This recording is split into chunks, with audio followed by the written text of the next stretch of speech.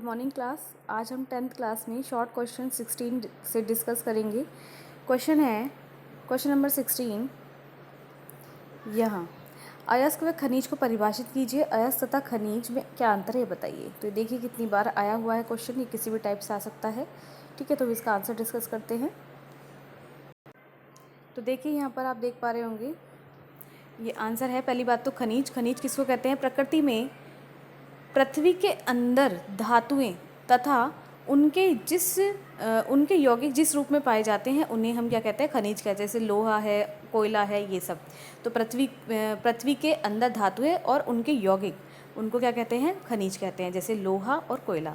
अयस्क की बात करें, ये मैं आपको बता चुकी हूँ। जिस खनिज से किसी धातु को प्रचुर मात्रा में कम व्यय पर आसानी से प्राप्त किया जा सके, उस खनिज का, उस विशिष्ट धातु का अयस्क कहते हैं, जैसे एल्यूमिनियस और बॉक्साइट।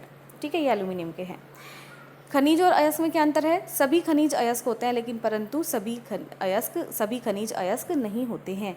ठीक है, सभी अयस्क क्या होते हैं? खनिज होते हैं, लेकिन सभी खनिज अयस्क नहीं होते हैं। इसका रीज़न मैं आपको प्रीवियस वीडियो में बता चुकी हूँ। क्वेश्चन नंबर 2 है, मीन्स 7th नंबर, निस्तापन क्रिया को उदाहरण से ही समझाइए। लेकिन निस्तापन मैं आपको बता चुकी हूँ, सिंपल। मैं आपको इसमें यही बताऊंगी अब कि जो निस्तापन होता है वो वायु की एब्सेंट में होता है। ठीक है, और कम मात्रा में उसको गर्म किया जाता है और उसमें से नमी यानी हाइड्रेशन ऑफ वाटर तथा अन्य वाष्प पदार्थों को बाहर निकालने की प्रक्रिया को क्या कहते हैं? निस्तापन कहते हैं। जैसे बॉक्साइड है यहाँ पर। ठीक है, बॉक्साइड को हम हीट करेंगे तो क्या होगा? इसमें से पानी के मॉलिक्यूल रिलीज़ हो जाएंगे और हमारा साल्ट बचेगा, एल्यूमिनियम का ऑक्साइड। नेक्स्ट क्वेश्चन आता है, भर्जन क्या है? ये भी देखिए कितनी बार आया हुआ है। भर्जन क्या है? ये किन सांद्रित अयस्कों के लिए प्रयोग में लाई जाती है? देखिए जो भर्जन है उसमें सांद्रित अयस्क को अकेले या किसी अन्य धातु के साथ मिलाकर, जिसको गालक कहते हैं, है ना, उसके गलनांक के नीचे यानी बिना पिघलाए वायु की नियंत्रित मात्रा की उपस्थिति में गर्म करके भर्जन किया जाता है। तो यहाँ पर आप देख पा रहे होंगे कि किस तरीके से हम इसका यूज़ करते हैं। देखिए यहाँ पर भर्जन किसे कहते हैं? इसमें मतलब कहने का मतलब है भर्जन में हम एयर की प्रेजेंस में भर्जन होता है और एयर की एब्सेंट में निस्तापन होता है। ठीक है, तो आप इसको और क्लैरिफाई समझिए। मैं आपको यहाँ इससे समझाती हूँ, इक्वेशन से। थ्योरी पढ़ लीजिएगा एक बार। देखिए सांद्रित कॉपर पायराइट है ना, ये हम पहले भी पढ़ चुके हैं, को कम ताप तथा वायु की नियंत्रित मात्रा की उपस्थिति में परावर्तनीय भट्टी में गर्म करने पर निम्नलिखित क्रियाएं होती हैं। और हमें क्या चाहिए? इसमें आयरन ऑक्साइड चाहिए, है ना। तो आप देख पा रहे होंगे ये रिएक्शन मैं आपको लॉन्ग क्वेश्चन में पढ़ा चुकी हूँ। अगर कोई दिक्कत हो तो मेरे से एक बार डिस्कस कर लेना।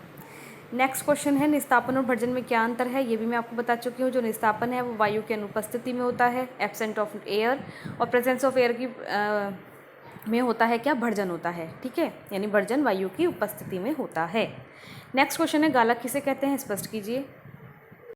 तो देखिए गालक सिंपल मैं ये आपको पहले ही बता चुकी हूँ कि वे पदार्थ जो अयस्क में उपस्थित अशुद्धियों के साथ उच्च ताप पर क्रिया करके इन्हें सरलता से गलाकर अलग होने वाले पदार्थों के रूप में दूर कर लेते हैं, उन्हें गालक कहते हैं।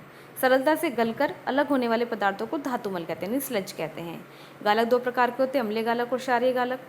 और अम्लीय गालक की रासायनिक अभिक्रिया दे रखी है, ये हमारी क्या है? सिलिका ऑक्साइड है। अम्लीय गालक होता है। क्षारीय आयरन ऑक्साइड से रिएक्शन करेंगे तो आयरन सिलिकेट बनेगा, जिसे हम धातुमल कहते हैं। नेक्स्ट क्वेश्चन है कि धातुमल किसे कहते हैं? तो धातुमल क्या है? अयस्क में उपस्थित अशुद्धियों को गालक के साथ क्रिया करने के फलस्वरूप बने गलनीय पदार्थ को धातुमल कहते हैं। गलनीय पदार्थ बना ऊपर, तो ये क्या है? धातुमल है। ठीक है, आप एग्जाम्पल और भी दे रखा है कि इसमें मैग्नीशियम कार्बोनेट की रिएक्शन सिलिका ऑक्साइड से कराई गई है, तो ये मैग्नीशियम सिलिकेट बना है, जिसे धातुमल कहते हैं, और CO2 रिलीज हो गई है। ये क्वेश्चन मैं आपको करा चुकी, एक बार देख लेना। नेक्स्ट क्वेश्चन है कि प्रगलन किसे कहते हैं? तो निस्तापन तथा भर्जन क्रिया के उपरांत प्राप्त अयस्क को कोक तथा उचित गालक के साथ मिलाकर मिश्रण को उच्च ताप तक गर्म करने यानी गलाने, पिघलाने की प्रक्रिया को प्रगलन कहते हैं। नाम से पता लग रहा है, और ये हम वात्य भट्टी में करते हैं, ये भी हम पढ़ चुके हैं, वात्य भट्टी। नीचे दे रखा है इसमें, इस क्रिया में कोक तथा कोक प्राय अपचायक का कार्य करती है तथा अयस्क को गलित धातु में परिवर्तित कर देती है। एग्जाम्पल दे रखा है, जैसे हेमेटाइट है।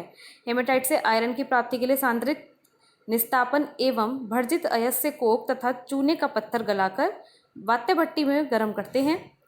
इस क्रिया में यहाँ दे रखा है आयरन ऑक्साइड आयरन में परिवर्तित हो जाता है। ये रिएक्शन भी हम ऑलमोस्ट ये सारे क्वेश्चन हम डिस्कस कर चुके हैं। अगर कोई मतलब दिक्कत आती है तो आप एक बार मेरे से डिस्कस कर लेना, इसको पढ़ लीजिएगा, ठीक है।